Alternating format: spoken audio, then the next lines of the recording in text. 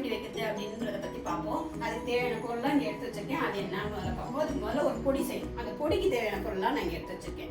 இந்த மிளகு வந்து 3 ஸ்பூன், தனியா 2 ஸ்பூன், துவரம்பருப்பு 1.5 ஸ்பூன், ஜீரகம் 1 ஸ்பூன், வெந்தயம் 1/2 ஸ்பூன், ஒரே ஒரு வத்தல், பெருங்காயம் 1 துண்டு.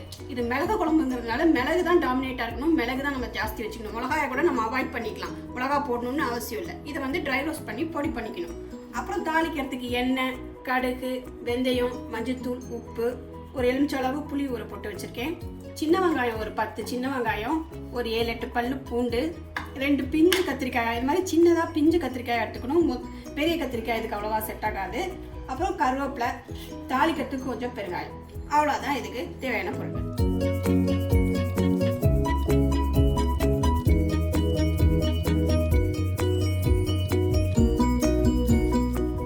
இப்போ ஃபஸ்ட்டு இந்த வறுக்க வேண்டிய பொருள்லாம் போட்டு நம்ம ட்ரை ரோஸ்ட் பண்ணிக்கலாம். எல்லாத்தையும் ஒன்றாவே போட்டுறேன். ட்ரை ரோஸ்ட் தான் பண்ணணும். இது வந்து எண்ணெய் விட வேண்டியதில்லை.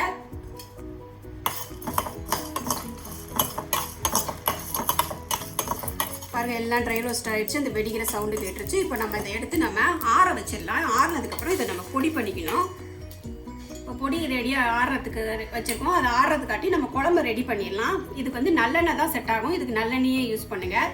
இந்த குழம்புக்கு, மிளகு குழம்புக்கு பத்திய குழம்பு அப்படின்னு ஒரு பேர் இருக்குது. இது ஏன்னா இது டெலிவரி ஆன லேடிஸ்க்கு இந்த குழம்பு செஞ்சு கொடுப்பாங்க.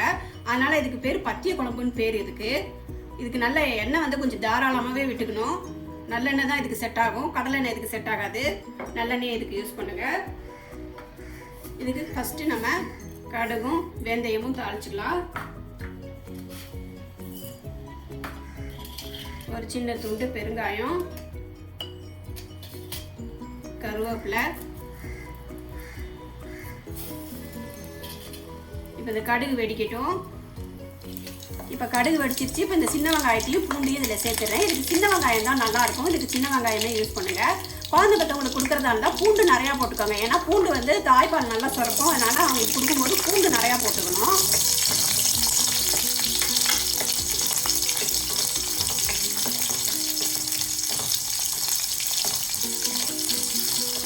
இப்போ கத்திரிக்காயும் இதோட சேர்த்துறேன். இந்த மாதிரி பிஞ்சு கத்திரிக்காயாக தான் சேர்த்துக்கணும். குழந்தை பெற்றவங்களுக்கு கொடுக்கும்போது அதனால பிஞ்சு கத்திரிக்காயாக இருந்தால் போட்டுக்கோங்க. இல்லை கத்திரிக்காய் அது மாதிரி கிடைக்கலன்னா நீங்கள் வெறும் சின்ன வெங்காயம் பூண்டு போட்டு மட்டுமே இந்த குழம்பு செஞ்சுக்கலாம்.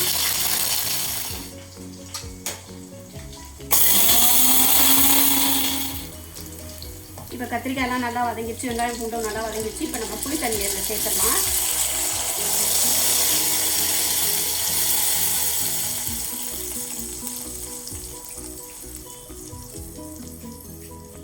இப்போ இந்த பொடி வகையெல்லாம் சேர்த்துடலாம். ஃபஸ்ட்டு மஞ்சத்தூள், தேவையான அளவுக்கு உப்பு,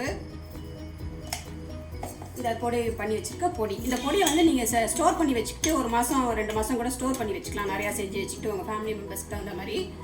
இது வந்து மழை காலம், குளிர்காலம் இதுக்கெல்லாம் ஏற்ற ஒரு குழம்பு. ஏன்னா இந்த மிளகு நம்ம சேர்த்துருக்கனால கோல்டு டைம், இருமல் இருக்கிற டைம்லலாம் இந்த குழம்பு வச்சு நம்ம சாப்பிட்லாம்.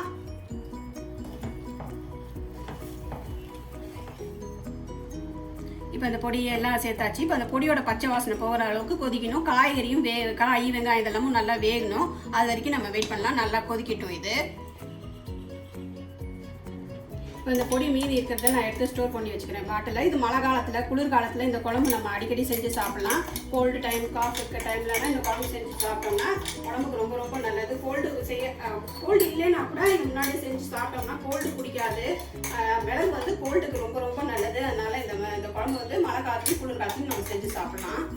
பாருங்கள், குழம்பு நல்லா கொதிச்சு சுண்டிடுச்சு. பாதியாக சுண்டிடுச்சு பாருங்கள். இந்த குழம்பு வந்து 4-5 நாள் ஆனால் கூட கெட்டு போகாது. நம்ம நல்லா ஃப்ரிட்ஜில் ஸ்டோர் பண்ணி வச்சுட்டு 4-5 நாள் வச்சுக்கும் கூட இந்த குழம்பை ஸ்டோர் பண்ணி வச்சு சாப்பிட்லாம்.